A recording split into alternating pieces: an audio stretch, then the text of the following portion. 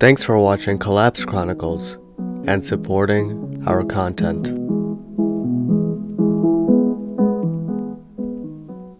Many people falsely believe the United States to be a democratic or even the most democratic country in the world.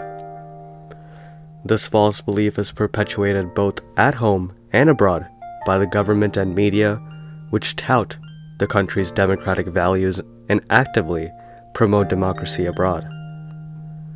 However, this image is not representative of the true nature of the United States government.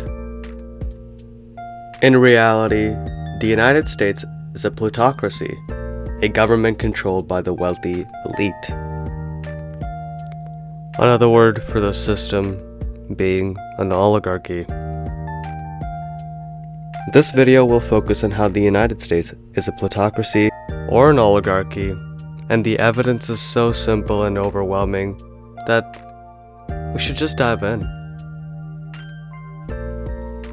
First, let's talk about this graph, which shows how many people support a given policy measure versus its likelihood of being passed into law. A perfect democracy would have a straight linear line, meaning if nobody supports a law, it does not get passed, versus if everybody supports it, it has a 100% chance of being passed. But that is not what the graph for the United States looks like. The graph for the United States is a straight horizontal line hovering around 30%.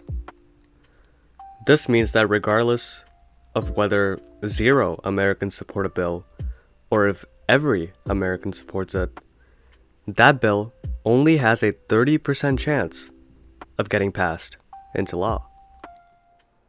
Then there's this line, which shows the support wealthy Americans have for policy measures and the likelihood that they get passed. Although not perfectly linear, it does show more of a trend than this line, which is supposed to represent the interests of average Americans.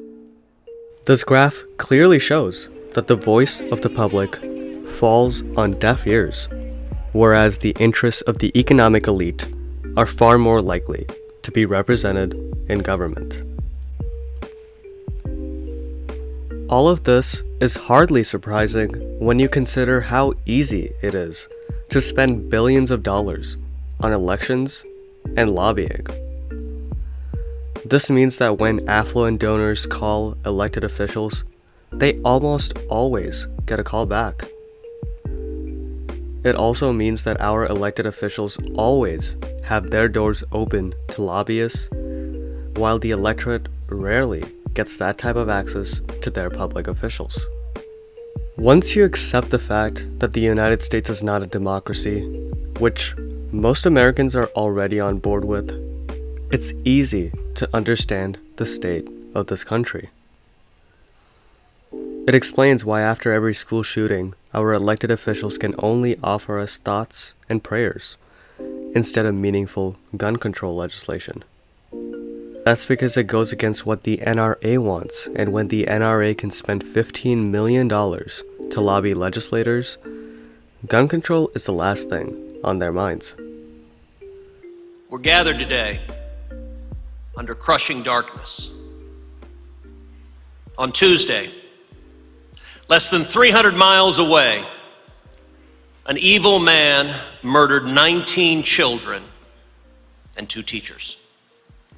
If the objective is to stop these crimes, gun control is singularly ineffective. As they have shown us time and time again, our elected officials would rather take dead children any day over a lost check from the National Rifle Association. If you follow the money, you will see why every major issue in the United States turns out in a manner contrary to the popular will. Take the railroad dispute, for example, which ended with the workers being forced to go back to work with just 1 sick day, instead of the 7 they were demanding and Biden promised to every worker. The rail industry spent nearly $20 million to protect their interests. And in the end, they won. Stop thinking that the United States is a democracy, because it clearly isn't. As long as you continue to lie to yourself, you will be astounded at how a supposedly democratic country can go so off the rails. Thanks for watching.